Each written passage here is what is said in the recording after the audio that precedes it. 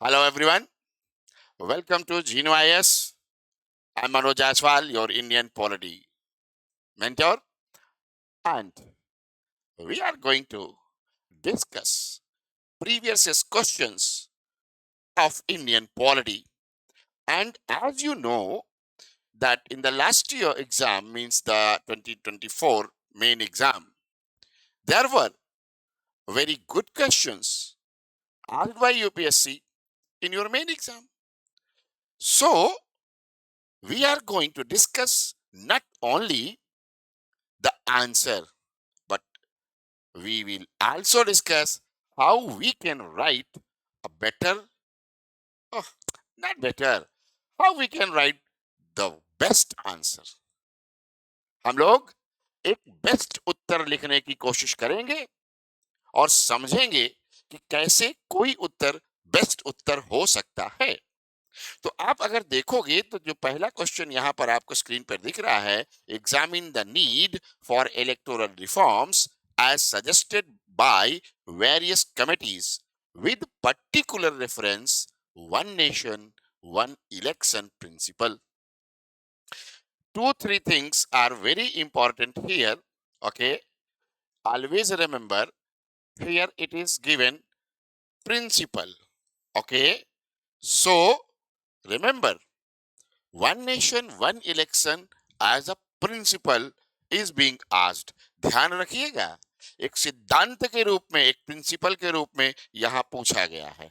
अब अगर देखा जाए कि इस क्वेश्चन के क्या क्या जो है होंगे पार्ट्स, तो अब देखिए आपको क्या करना है. अगर हम कहें ये जो है कि हम यहां बनाने जा रहे हैं एक आंसर फॉर्मेट.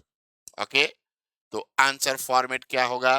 तो आंसर फॉर्मेट को समझना बहुत जरूरी है. आप देखिए, आपको सबसे पहले क्या लिखना रहता है? इंट्रो लिखना रहता है. ओके, और इंट्रो में आप शुरू करते हो कहीं से, किसी चीज से, लेकिन आपको ध्यान रखना है इस क्वेश्चन में आपकी शुरुआत कहां से होनी चाहिए. From where you should start in this question. So you should start with the electoral reform, need for electoral reform. So you can do one thing, like you can have some this example to start with, or you can write simply relating it with democracy, like no any democracy can flourish if there is no any chance of, or no any effort of electoral reforms day to day, time to time, कुछ भी आप ऐसे शुरू कर सकते हैं. लेकिन अब चलिए, यहां पर हम एक्चुअली फॉर्मेट की बात करने जा रहे थे. तो इस आंसर के 3 पार्ट होंगे. There will be 3 part of this answer. The first one is your intro. How we will write intro we'll discuss further. Finally, secondly, here in the body content, one nation one election. Okay, one nation one election as a principle, it means that you have to write some ideological part of this topic. Thereafter, committees which have suggested, sometimes people may get like with this question may get that they need to write several committees. No, the suggestions or the recommendations of those committees which were related with the principle of one nation one election. Okay, chali. So how we can move forward? So answer introduction. अब देखो, इसमें मैंने एक आपको बहुत simple और बहुत अच्छा सा इंट्रो देने की कोशिश की है, which ends only in one line, you can say, in order to ensure fair, transparent and free elections in the country, the Constitution of India provides for an independent election commission of India. ये सबसे जरूरी चीज है. Under article 324 ये लिखना बहुत जरूरी रहता है. When you write article, you substantiate your question, sorry, your answer, as well as you substantiate or you show that you are well versed in this subject or well versed in Indian polity. Thereafter, it goes changes and reforms are continuous process. And to strengthen democracy, देखिए कैसे मैंने इसको लिखने की कोशिश की. Strengthen democracy, elections and electoral reforms play a very significant role. अगर इसको आप समझ गए तो समझ गए. हिंदी वालों को लिए भी, अगर कोई हिंदी मीडियम का है, वैसे तो ये हिंदी मीडियम का है नहीं, पर समझ लीजिए कि भैया इलेक्टोरल रिफॉर्म्स और फ्रीक्वेंट जो इलेक्शंस होते हैं, they play a very significant role. Now you have to come directly to the principle of one nation one election. तो ये किस बात पर इसका क्या फोकस है, तो आपको बता देना है कि one nation one election aims to synchronize elections for the Lok Sabha and state assemblies. अब देखिए यहां पर मैंने ध्यान से समझना. Here I have given some pointers related with this recommendations and reports. But what you need to do just after writing this synchronization of Lok Sabha and state assemblies, you must write that in the beginning, है ना, in the beginning, after independence, when the this elections were held, the general elections were held, actually the elections were held on the principle of one nation one election. So what you have to say, you have to say कि first election जो हुआ India में, general election, that was based on the principle of one nation one election, right there. Okay, thereafter, because you don't have a lot of words, so thereafter you have to come directly to the reports. आपको कहना है election commission annual report in 1983 has recommended that this government, or you can the government should come, or which government should apply, follow the principle of one nation one elections. फिर उसके बाद आप देखोगे कि law commission report in 1999 have also suggested that in India the elections should be conducted simultaneously, means that the Lok Sabha and state assembly elections should be conducted together. Thereafter, Niti Ayog working paper in 2017, it has also recommended the same. Thereafter, 22nd law, the 22nd report of Law Commission has also recommended the same. And finally, in 2023, high level committee was formed, and everyone knows under the uh, समझ गए? Good. The ex-president of India, है ना? चलिए. Now you have to give some reasons why this principle has been advocated by each and every committee, even election commission also, from 1983 up to now. तो आपको यहीं से बता देना है कि रीजंस क्या हैं.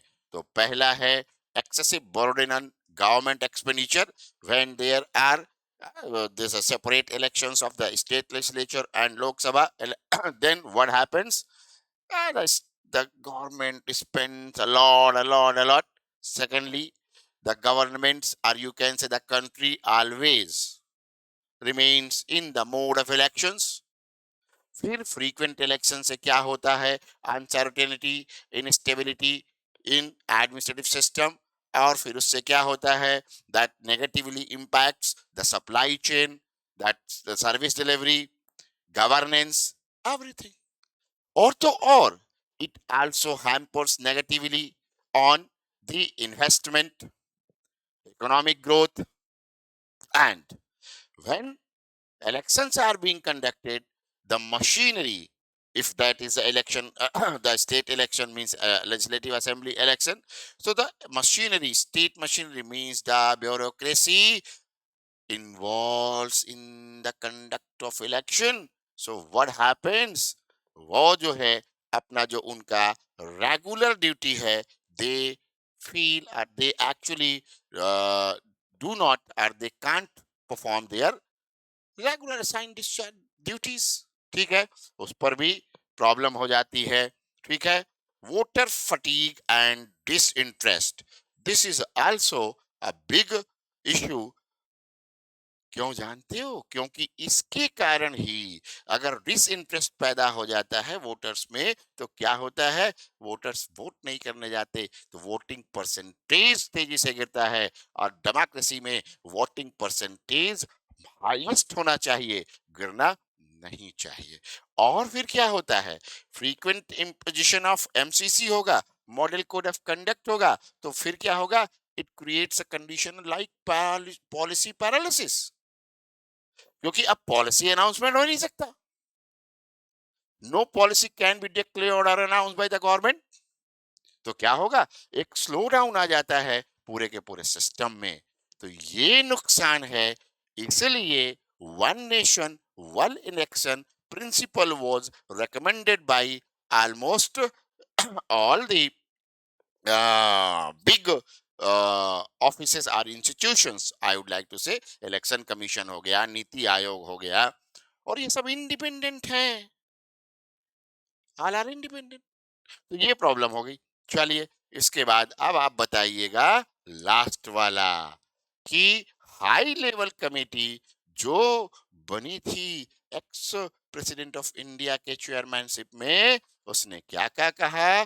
तो उसने कहा कि भाई गवर्नमेंट ऑफ इंडिया को बाय 2025 साइमल्टेनियस इलेक्शंस स्टार्ट कर देनी चाहिए। simultaneous elections of Lok Sabha and State Assembly, and after the conduction of Lok Sabha and State Assemblies within 100 days, local elections should also be conducted. अब जो है इसके बाद क्या हुआ, अब इसके लिए जरूरत पड़ेगी कॉन्स्टिट्यूशन में अमेंडमेंट की। तो कहा कि भाई the government sorry there should be amendment made under Article 83 and 172. And remember, Article 83 and 172 does not require any ratification from the states. ठीक है, तो कैसे होगा? उसके बाद फिर इसने 325 और 324 ए में भी कहा कि होना चाहिए अमेंडमेंट। तो पहले स्टेप में क्या कहा उसने, इस हाई लेवल कमीशन ने, कमेटी ने कहा कि there should be Lok Sabha and state legislative elections, okay, simultaneous. Thereafter, second step, PRIs and municipal elections within 100 days, and insertion of Article 324A and Article 325 में amendment, और इसके लिए स्पष्ट है there is no need of any ratification. Okay. फिर PRI and municipal elections को भी कहा कि एक साथ कराने चाहिए, और सबसे बड़ी बात कही कि भैया सिंगल इलेक्टोरल रोल और इलेक्टोरल आईडी होनी चाहिए। ये आईडी है, ठीक है। तो होगा क्या, इससे बहुत ज्यादा बोगस वोटिंग का भी पॉसिबिलिटी समाप्त हो जाएगा। This will be your final answer. You can conclude by writing one line कि भैया it is in the interest of the country, okay, that one nation one election should be implemented. चलिए, next question है बहुत ही factual, बड़ा सीधा सा सवाल।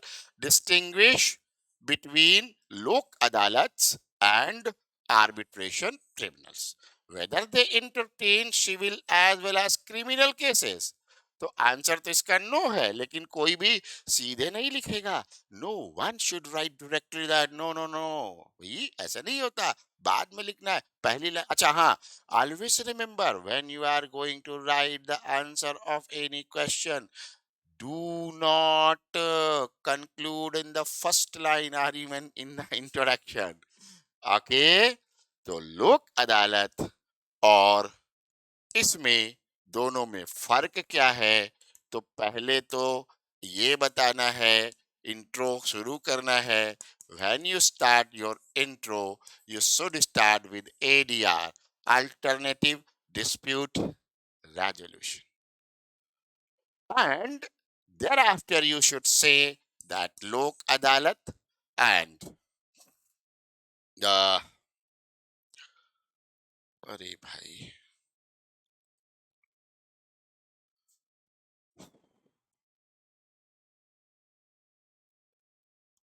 लोक अदालत and tribunals both are two different modes of arbitration. Alternative mode है दोनों के दोनों, यानी कि इंट्रो में ये बताएंगे, बॉडी कंटेंट में क्या बताएंगे, इन द बॉडी कंटेंट सीधा question you have to distinguish, distinguish means दोनों का डिफरेंस बताएंगे और बाद में कंक्लूजन में कहेंगे कि लोक अदालत can hear petty criminal cases but can settle not here, can hear and settle दोनों कर सकते हैं, लेकिन आर्बिट्रेशन ट्रिब्यूनल्स ऐसा नहीं कर सकते।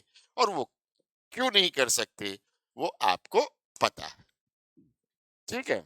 चलिए, तो आपका इंट्रो शुरू होगा, two different modes of alternative dispute redressal mechanism. These both can play a very significant role in reducing the pendency of cases in the courts, and both aim at providing cost effective, speedy, and consensual justice. क्यों? क्योंकि दोनों mutual agreement पर ही depend करते हैं, ठीक है ना। तो ये बात आपको इंट्रो में बता देना है। ये बहुत सवाल सरल है, इसलिए इसमें ज्यादा कुछ करने की आवश्यकता नहीं है।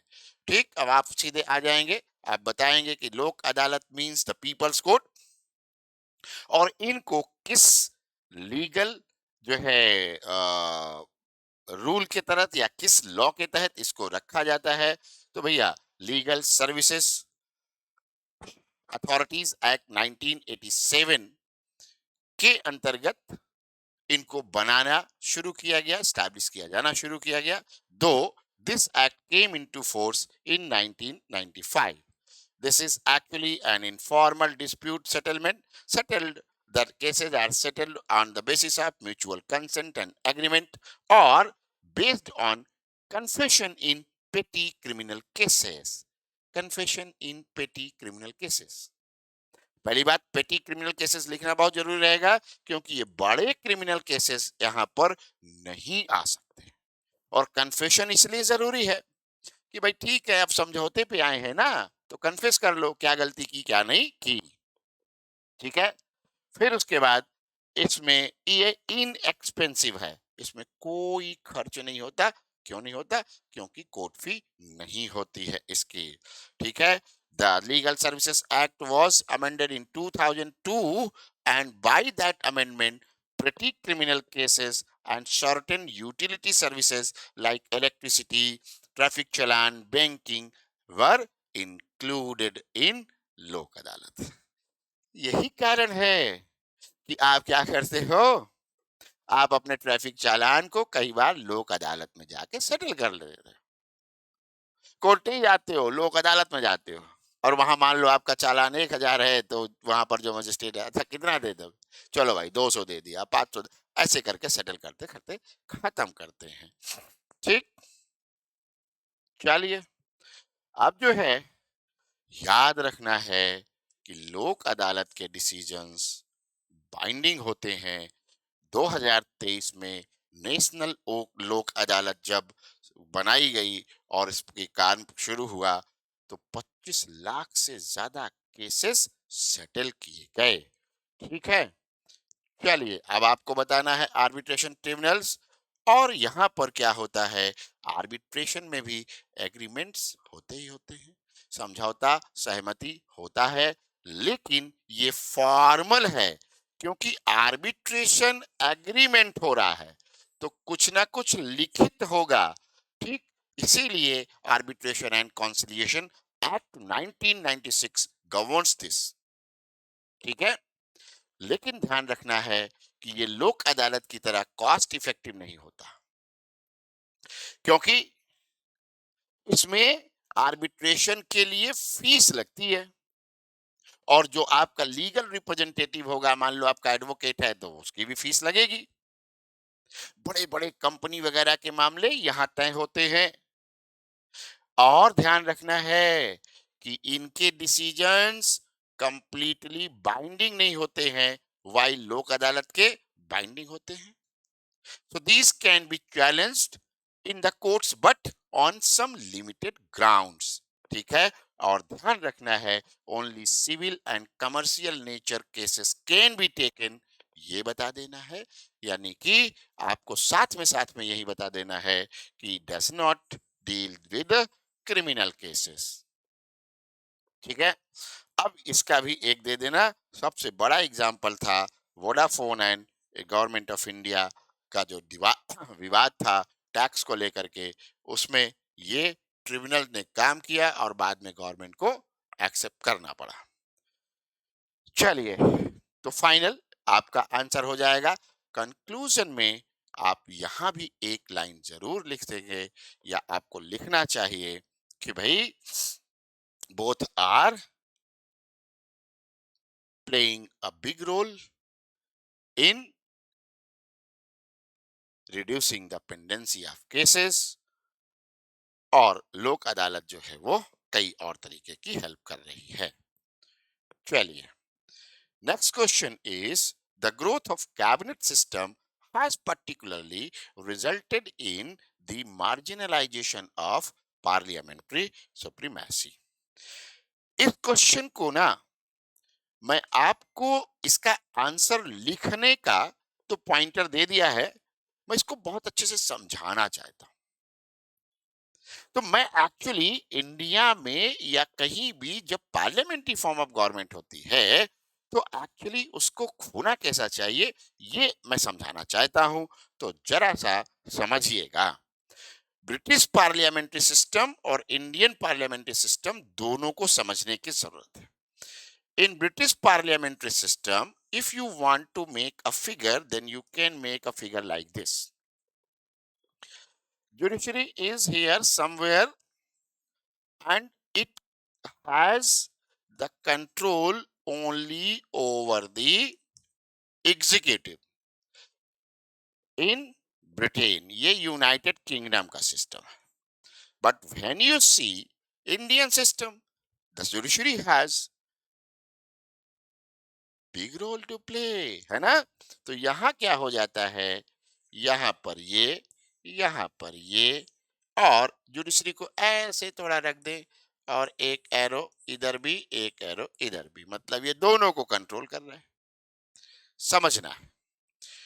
अब जरा देखिए, this is legislature called parliament, this is executive, but if you remove if you remove this judiciary,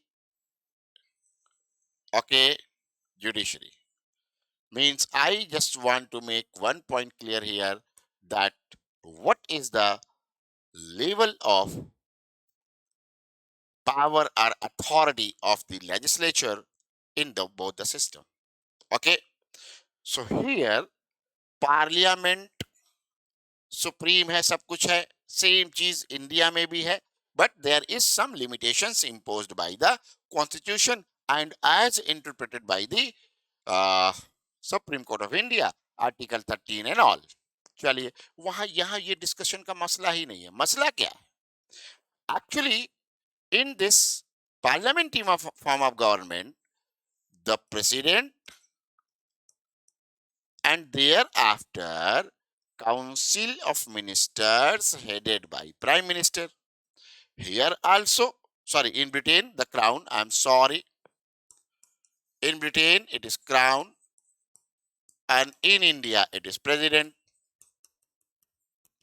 and thereafter council of ministers headed by prime minister, and in both the system अरे sorry, what I did, and I am very sorry. चलो कोई बात नहीं। In both the system,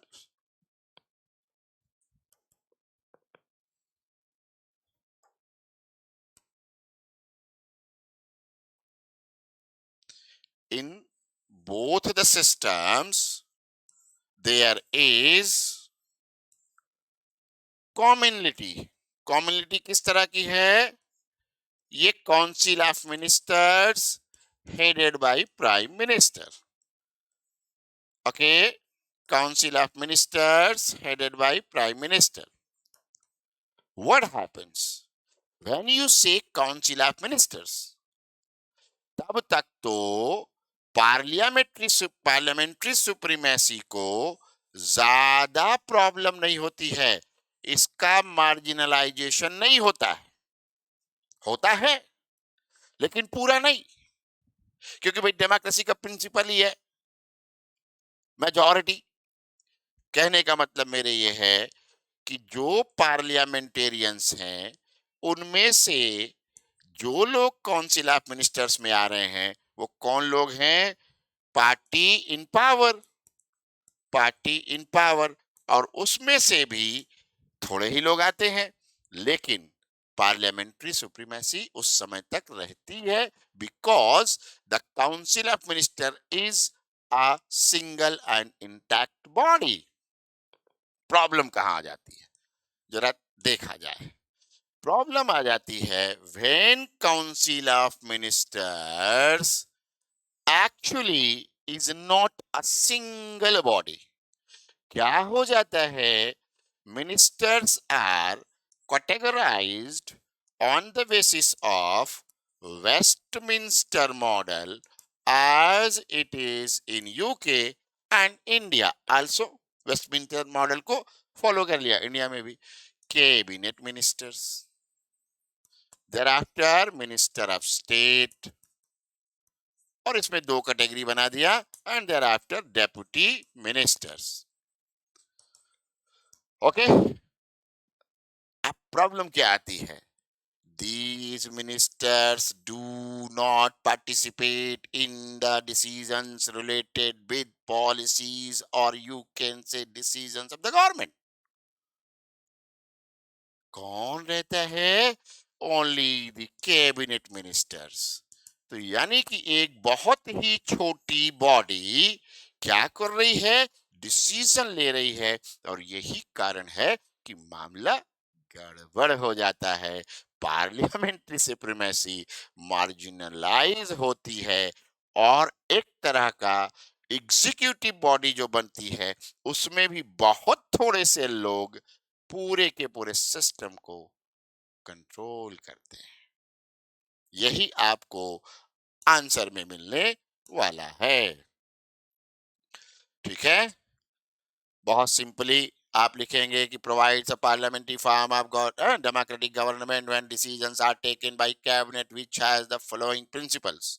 The president is the head of the state but not the head of the government। The real executive powers are exercised by the council of ministers headed by the prime minister as given under article 74। And third principle, you have to tell the members of the council of ministers are drawn from the parliament। Thus it is the council of ministers headed by the prime minister which is the real executive। अगर ये बना रहे, ये तीनों principal ठीक ठाक रहे, intact रहे, तब तो पार्लियामेंट्री सुप्रीमेसी का मार्जिनलाइजेशन नहीं होता। लेकिन क्या हुआ? तुरंत बताएंगे। However by following the conventions in England and the English Westminster model as adopted by India, as लिखना चाहिए था was लिखा है, as adopted by India। So council of ministers are categorized into 3 categories। ये आप बता देंगे जो मैंने आपको बता दिया। फिर उसके बाद बताएंगे कैबिनेट का हेजेमनी, फिर बाकी लोगों का उसमें पार्टिसिपेट ना करना, ये भी बता देंगे। ठीक है, कैबिनेट कैसे मीट करती है, ये सारा कुछ आपको बता देना है कि भाई पॉलिसी डिसीजंस कहाँ लिए जाते हैं, कैबिनेट द्वारा। एक बार ले लिए तो सबके ऊपर बाइंडिंग हो जाते हैं, पूरी काउंसिल ऑफ मिनिस्टर्स को फॉलो करना पड़ता है, नहीं तो क्या होगा, आर्टिकल 75 अप्लाई हो जाएगा। तो क्या होगा, समझ सकते हैं आप। जबकि बाकी सारे ministers they are not participating in the decisions. So the decisions, though taken by very few ministers, are called and even treated as collective decision and binding on all the ministers, and the responsibility is also collective. ये सारी बात बता देंगे, ठीक है।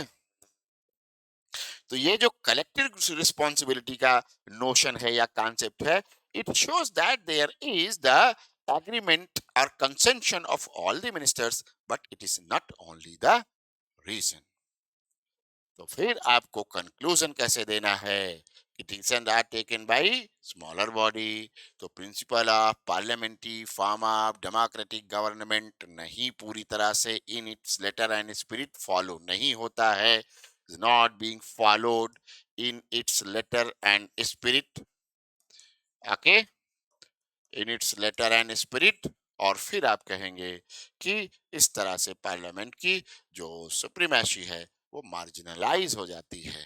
तो ये answer आपका बहुत अच्छे से मुझे समझ, आई एम श्योर कि आपको समझ भी आ गया होगा और आपने लिख भी दिया होगा। फिर इसके बाद है the audit, the duty of CAG is not merely to ensure the legality of expenditure but also its propriety.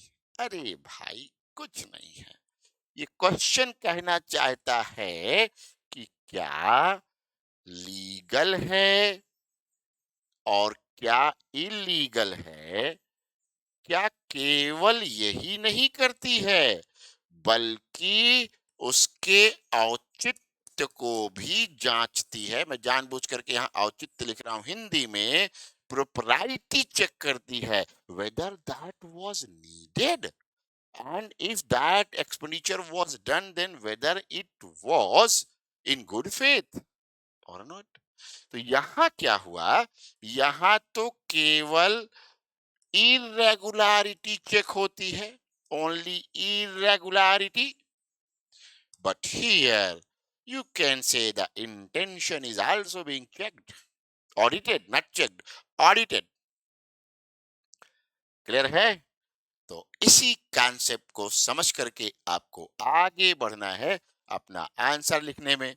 तो क्या करेंगे, आप इंट्रो करेंगे तो आर्टिकल 148 से शुरू करेंगे और फिर आप इसके ड्यूटीज और रिस्पॉन्सिबिलिटीज की बात करेंगे बॉडी कंटेंट में। और thereafter you have to tell कि भैया ये रेगुलेटरी ऑडिट भी करता है, जो लीगैलिटी को चेक करना रेगुलेटरी ऑडिट, और औचित्य को चेक करना propriety audit. Okay, these two has been should be written. तो कर दीजिए सीधा।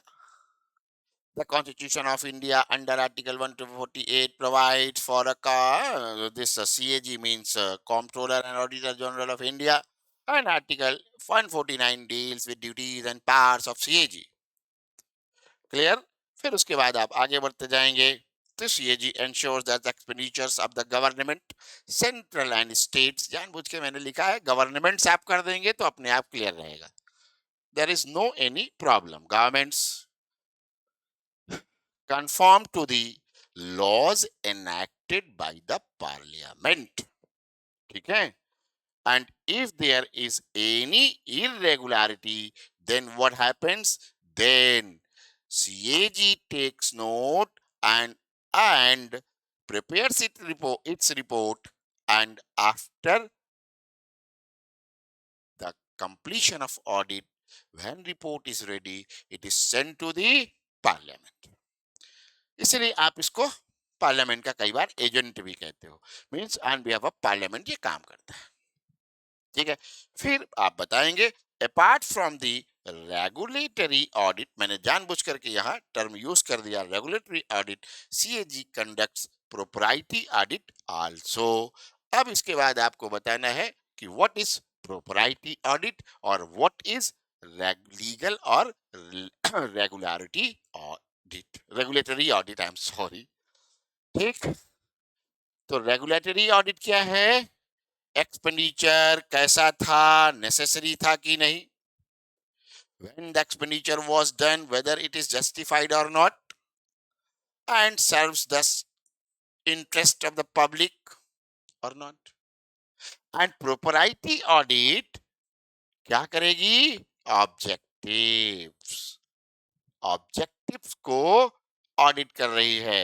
इसका मतलब whether there was efficiency and economy or not, इसका मतलब कहीं ओवर प्राइसिंग तो नहीं कर दिया, और इसमें पकड़ा भी गया मामला।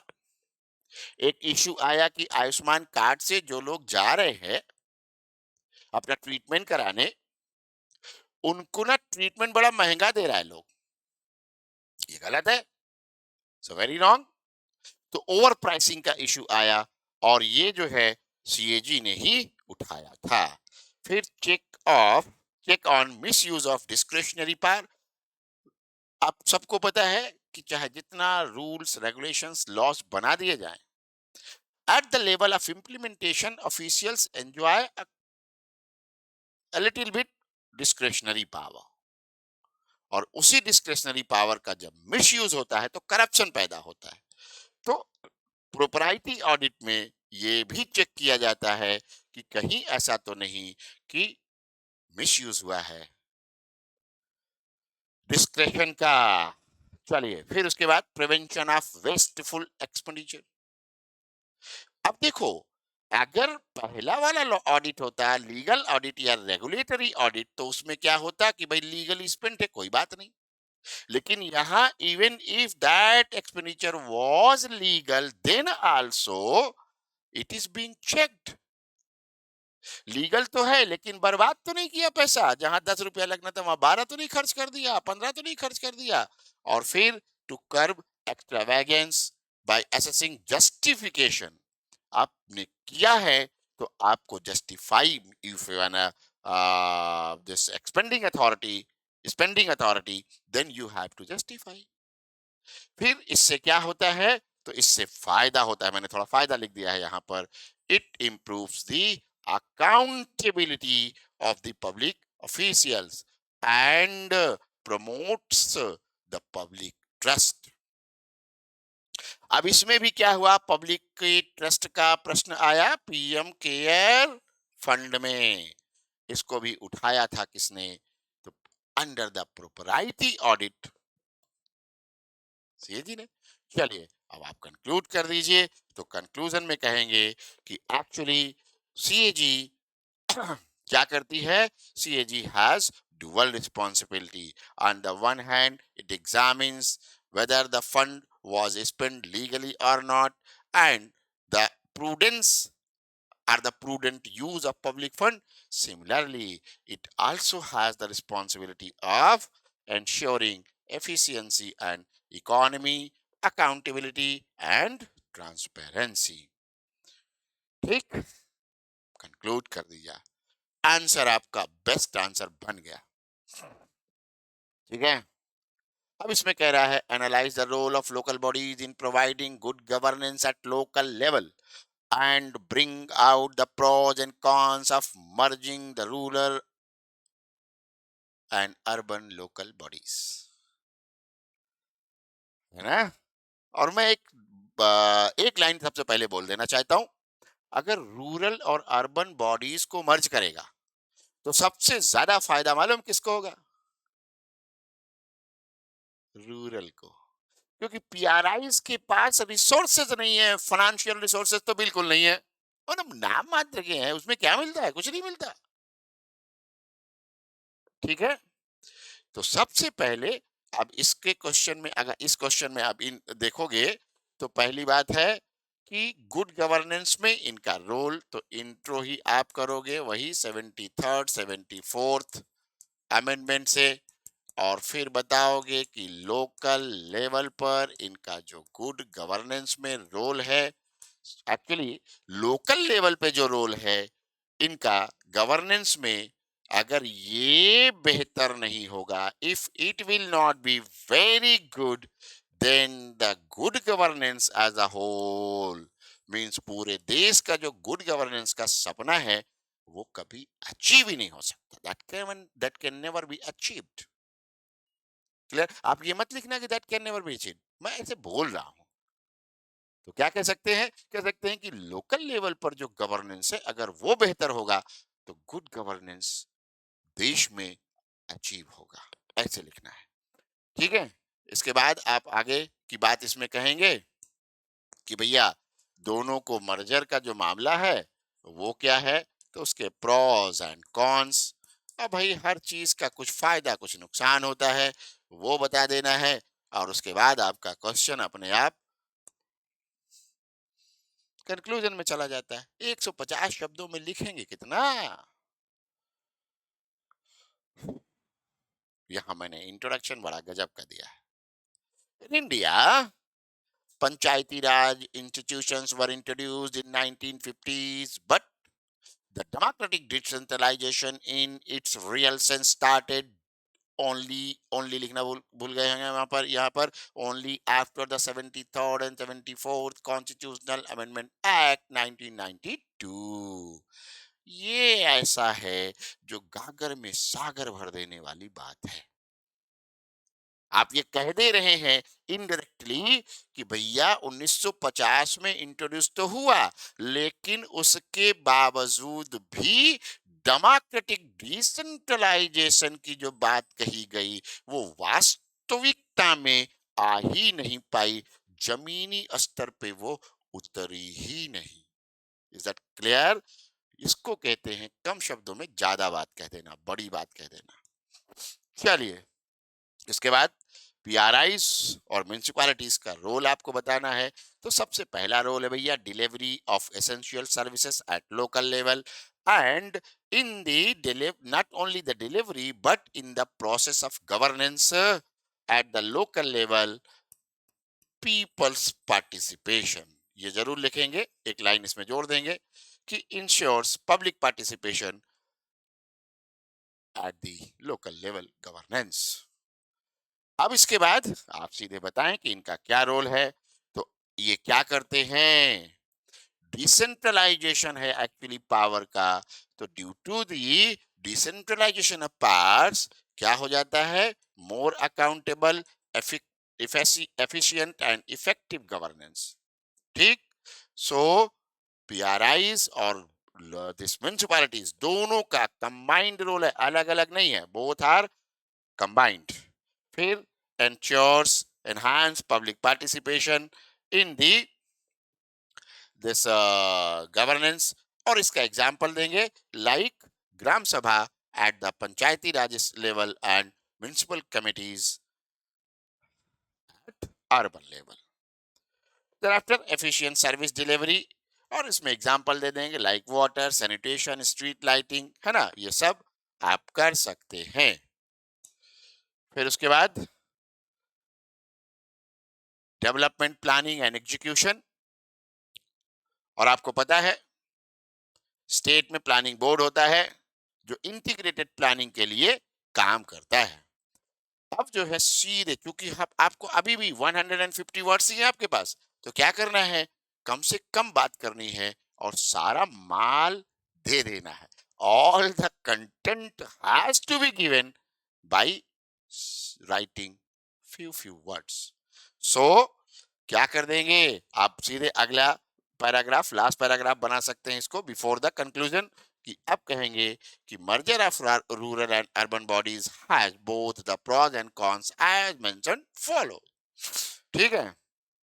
तो पहला प्रॉस में फायदा क्या होगा?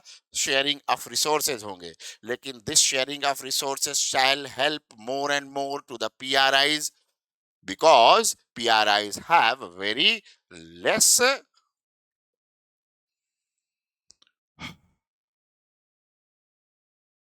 resources, financial resources. फिर integrated law, not law, integrated development. Okay, as the policy making and the execution shall be integrated, that is why there will be integrated development at the local level. और फिर ये माना जाता है, जिन लोगों ने इसको कहा है, रेकमेंड किया है, उनका कहना है कि पीआरआईज भी शहरों की तरह डेवलप होने लगेंगे अगर इंटीग्रेट कर दिया जाए तो। क्यों? क्योंकि streamlining of governance at local level हो जाएगा। तो इससे क्या होगा, जब स्ट्रीमलाइन होगा लोकल लेवल पे गवर्नेंस का, तो बहुत बेहतर हो जाएगा। होलिस्टिक रीजनल प्लानिंग हो सकेगी। प्लानिंग में आप जानते हैं, लेकिन क्या होगा, इसका कॉन्स क्या है? तो वही जो मैंने कहा, disparity and imbalance in financial capacity पहले से ही एग्जिस्ट करता है। These are existing already.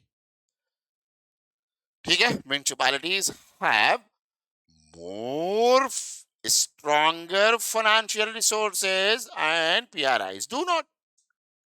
फिर ये बड़ा चैलेंज है, cultural and social setting are very different, so merger में impact negatively on the cultural and social setting।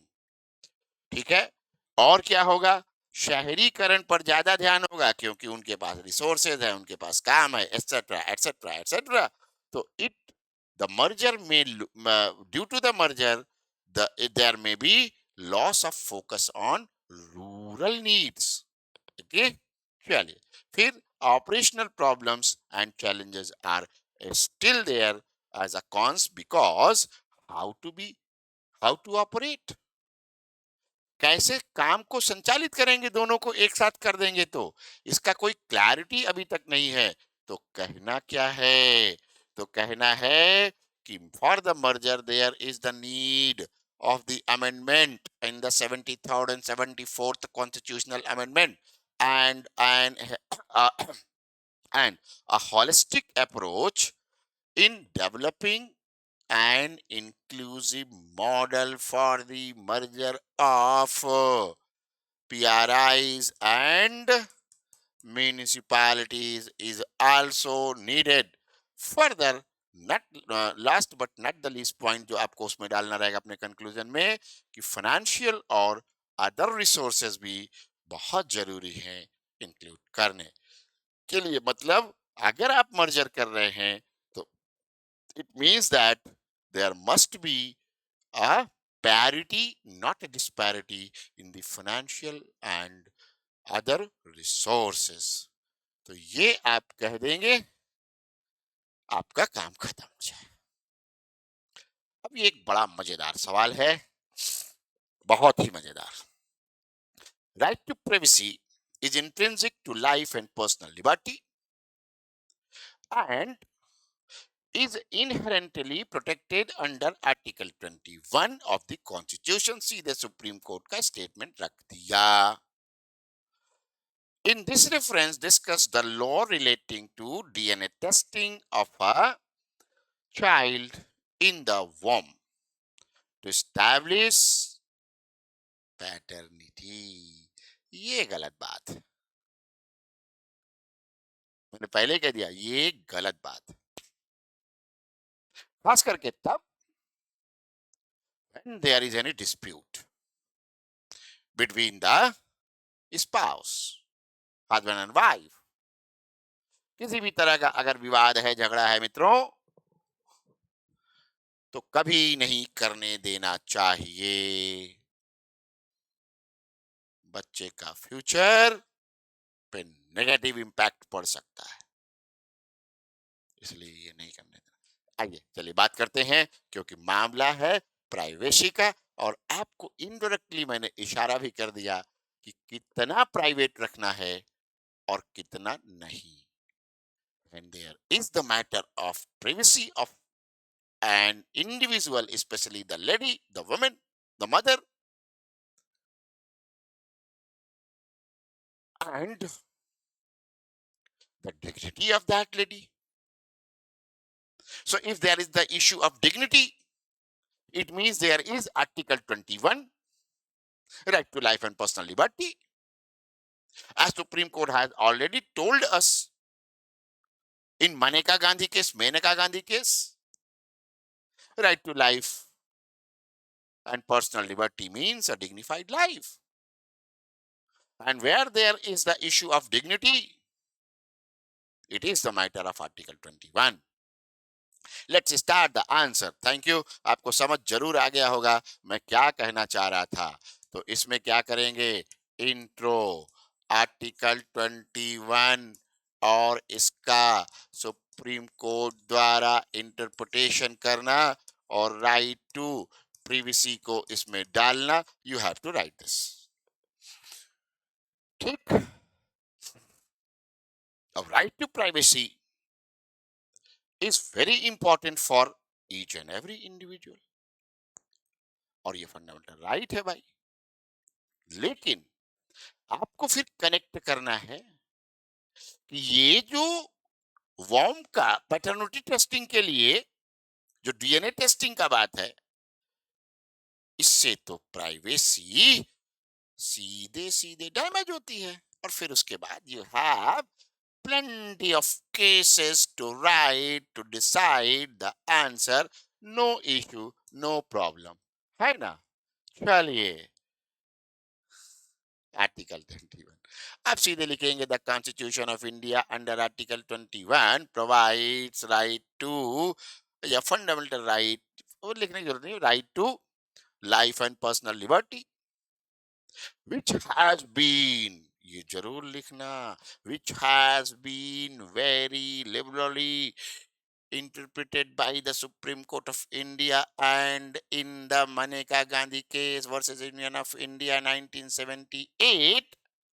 The Supreme Court said that right to life and personal liberty means right, living a dignified life. Thereafter, in Puttaswamy and others versus Union of India case, which is also known as Aadhaar case, it has been very clearly interpreted by the Supreme Court of India that right to privacy is intrinsic to article, not only article 21, but it is also intrinsic under article 14 and 19. और prelims में भी देखना, कभी अगर आ जाए question तो भाई ये ध्यान रखना कि राइट टू प्राइवेसी से रिलेटेड कितने आर्टिकल हैं। तो 14 भी है, 19 भी है और 21 भी है। किसी क्लास में आपको बताऊंगा बड़ा पूरा एक्सप्लेन करके कि how 14 is there, how 19 is there. कह देने भर से काम नहीं चलेगा। I will explain in the class, जब क्लास लूंगा, और खास करके जब मैं क्लास लूंगा रिजर्वेशन पॉलिसी पर, तो आपको उसी समय बताऊंगा कि 21 कैसे रिजर्वेशन पॉलिसी से रिलेटेड है और फिर 14 और 19 कैसे है। चलिए, और वहीं पर 14-19 में कैसे राइट टू लाइफ भी है, राइट टू प्राइवेसी है इनफैक्ट, और राइट टू लाइफ भी है। बस ऐसे समझ लो कि 14 में क्या है कि कोई भी आपको बिना किसी कानून के तोड़े दंड नहीं दे सकता, है ना। Right to life. चलिए, पर्सनल लिबर्टी, क्योंकि हमने कानून नहीं तोड़ा तो हमको लिबर्टी है। If I will break any law then I will lose my liberty, but unless no issue. चलिए, तो अब सीधे आ जाना है, एक लाइन बीच में यहाँ फिल इन द ब्लैंक्स वाली आपको डालना है कि in this context if we see the issue of, or if we discuss, मैं वी कह रहा हूं, वन आपको लिखना होगा, वन थर्ड पर्सन में, if one discuss or if one goes through with the issue of DNA testing specifically related with the paternity identification, there is, in India there is no any law or rule related with the DNA testing in this context. आप उसी context में बात करेंगे तो कहेंगे कि कोई law या रूल नहीं है। लेकिन फिर कैसे होता है? So in India parental paternity testing is governed under the Preconception and Prenatal Diagnostic Technology Act 1994। अब दूसरी बात ये कहनी है कि courts have discretion to order DNA test It means that courts may and courts may not. Courts may and courts may not. अब क्या होता है, कोर्ट्स जब ऐसा करेंगी, when the courts allow the paternity test through DNA testing, then courts follow. और supreme court कह दीजिएगा कि supreme court has clearly indicated और said that there should be balance in the right to privacy for mother and unborn child. ये तीन बड़े सिद्धांत हैं जो क्या कर रहे हैं, गवर्न करते हैं. किसको गवर्न करते हैं, पैटर्निटी टेस्टिंग को. एक तो ये कानून है और बाकी दो जो भी कह लीजिए. चलिए, अब इसके बाद इसमें एथिकल इश्यू भी आता है. There is potential harm to the foetus and without the consent of mother there should not be any such kind of testing, and privacy in data protection has to be very strictly followed. ये तीनों ethical matter हैं, इनको भी these cannot be ignored, can't be ignored. Okay, can't be ignored. इनको भी ignore नहीं किया जाना चाहिए. आप ऐसा ही अपने आंसर में लिखेंगे. फिर उसके बाद आप सीधे आ जाएंगे, ठीक है, सीधे सुप्रीम कोर्ट के रीसेंट जजमेंट्स पर. तो कोर्ट कहता है, सुप्रीम कोर्ट कहता है कि genetic information is very personal and intimate. क्यों, क्योंकि it shades light on a persons very essence. ये उसके सीधे अस्तित्व से जुड़ा हुआ मामला है. और फिर क्या होता है, तो कहते हैं कि it allows to make informed decisions about their health, privacy and identity. And that is why Supreme Court has very clearly said that it should be protected in divorce proceedings. तलाक के मामलों की सुनवाई करते समय ये सारी चीजों का विशेष ध्यान रखना चाहिए. What you have mentioned above. और एथिक्स का भी, एथिकल इशू भी इग्नोर नहीं करना है. That shell also be considered. ये ध्यान रखना है. ठीक, उसके बाद आप लिखेंगे कि ये कैसे. तो भवानी भवानी अब बंगाली थे, Bhavani Prasad Jena versus convener secretary Orissa, Bengali ने उड़िया थे, Orissa state commission for women case 2010. Supreme Court held that DNS testing should not be routinely mandated without considering the individual privacy and dignity. और ये क्यों आया फिर से डिग्निटी, मैंने शुरू में ही कहा था कि जहां डिग्निटी का मसला आएगा वहां पर टेस्ट नहीं होगा. और इसी के साथ आपको क्या कर देना है, फाइनली कंक्लूड करते हुए आगे बढ़ना है और बता देना है कि साहब ये जो डीएनए टेस्टिंग है, it should not be mandated by the courts without considering all the above issues and concerns. Thank you very much. Zeno IS के इस प्लेटफॉर्म के लिए, इस प्लेटफॉर्म पर आपके आकर स्टडी करने के लिए भी आपका धन्यवाद. And I hope that you have got good insight how to write good answer, not good answer, how to write best answer. Thank you. Bye. Thank you.